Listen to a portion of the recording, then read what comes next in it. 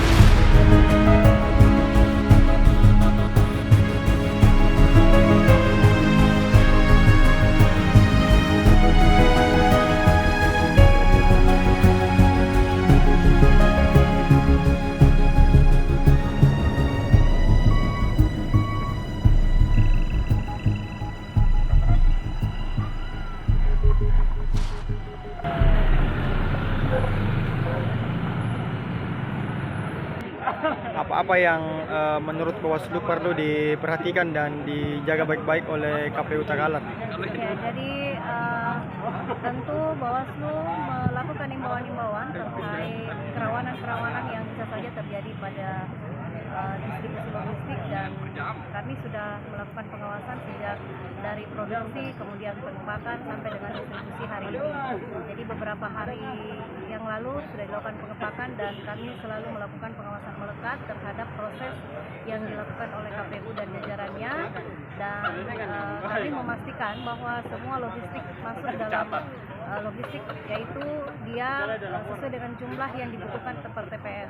Kemudian hari ini distribusi logistik kami juga sudah melakukan pengawasan, dan hari ini ada 5 kecamatan yang didistribusi, dan teman-teman PKD sudah kami siapkan untuk tetap berada di lokasi masing-masing dalam rangka menerima dan memperhatikan lokasi-lokasi yang akan ditempati agar dia memenuhi syarat atau standar sehingga tidak terjadi kerusakan-kerusakan. Apalagi sekarang ini adalah musim hujan, sehingga penting untuk Bawaslu memperhatikan kondisi tempat yang akan ditempati untuk logistik sehingga tidak terjadi rusak. Adanya potensi hujan di perjalanan apalagi ke Pulau Tanah Keke. Ya, jadi betul sudah tepat pemberlakuan KPU hari ini, logistik Tanah Keke diberangkatkan lebih cepat, lebih awal karena daerah ini adalah daerah yang terjauh sehingga butuh langkah-langkah mitigasi yang dilakukan oleh KPU, dan KPU kita bisa menunggu saja hasil dari pengantaran logistik karena hari ini Tanah Keke salah satu daerah yang rawan dan sudah diberangkatkan.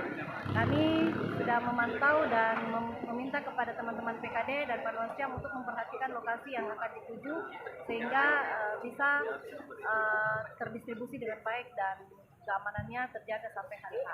Jadi tentu semua kita standby-kan, PKD berjumlah 110 orang, kemudian ada Panwascam dan seluruh PTPS berkoordinasi masing-masing sesuai dengan tingkatannya, dan khusus untuk Tanah Keke, Panwascam kami ikut dalam perahu pengangkut logistik untuk memastikan bahwa tidak ada kejadian-kejadian di dalam proses perjalanan logistik mulai dari daratan sampai ke pulauan. Hari ini sesuai dengan perencanaan dan penyampaian kepada pihak pemerintah, dalam hal ini PJ Bupati, Forkopimda, dan para undangan unsur yang diundang pada hari ini, sebanyak 6 kecamatan untuk hari ini, meliputi Kecamatan Kepulauan Tanah Keke, Kecamatan Galesung Utara, Kecamatan Galesung, dan Kecamatan Pulau Bangkeng Timur dan Kecamatan Pulau Bangkeng Utara.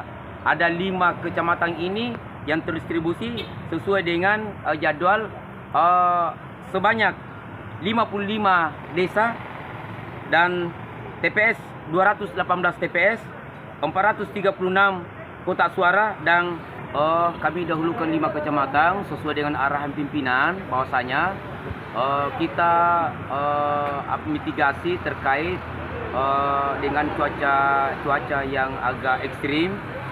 Setiap sore biasa turun hujan sehingga awalnya perencanaan awal itu hanya Kepulauan Tanah Keke di H-3.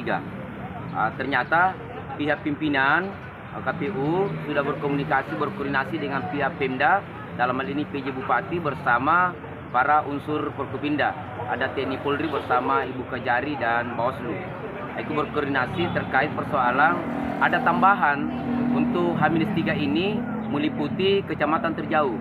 Kecamatan terjauh yang dimaksud itu adalah ada Pulau Bangkeng Timur, ada Pulau Bangkeng Utara, ada Galesung Utara, dan ada Galesung. Sehingga besok yang ada kecamatan sisa 7 kecamatan. Ada kecamatan sedang dan ada kecamatan terdekat. Seperti itu. Ini langsung dikirim ke desa atau kemana ya lokasi ininya? Oke. Ini semua seperti tradisi distribusi logistik di pilkada dan pemilu-pemilu sebelumnya. Itu kita KPU itu langsung terdistribusi ke PPS, dalam hal ini ke kantor desa dan kantor kelurahan. Di situ sampai H-1 di tanggal 27 subuh itu baru bergeser ke TPS-TPS setempat. Contoh, salah satu contoh di satu desa itu ada 5, 6, 7 sampai 10 desa, ada 10 TPS, maka nanti di subuh itu baru terdistribusi sampai ke TPS-TPS seperti itu. Semua tim di KPU terbagi habis dalam proses pendampingan teman-teman PPK. Ada juga dari tim Polres, Pam Polres, ada juga dari tim Pam TNI bersama dengan teman-teman dari pihak Bawaslu di Panwas masing-masing mendampingi tadi, baik pada saat kita loading menaikkan kotak dan biliknya, semua logistik, memastikan kita sama-sama punya checklist KPU, checklist Bawaslu, dan checklist pihak pengamanan. Memastikan kotak seluruh kecamatan naik di mobil. Taruhlah contoh, tadi itu ada 1 kecamatan tetapi 2 kendaraan, 2 armada. Contoh di kecamatan Galesung Utara itu 1 kecamatan tetapi 2 armada, 2 unit kendaraan yang kita pakai. Jalur 1 jalur kanan, yang 1 jalur pesisir, seperti itu. Sehingga kendaraan itu tidak sisa, tidak baku silang-silang. Ya, sehingga gampang koordinasinya, gampang pengantarannya. Kenapa ceritanya kita paksakan padahal 1 mobil itu bisa mencukupi ceritanya 1 mobil saja. Kita mau cepat terdistribusi sampai ke tempat penyimpanan logistik di tingkat desa dan di tingkat kelurahan, di kantor desa dan kantor kelurahan. Karena jangan sampai habis duhur logistik masih berputar di sekitaran mencari desa dan mencari kantor lurah, itu hujan. Pas habis duhur itu pasti hujan.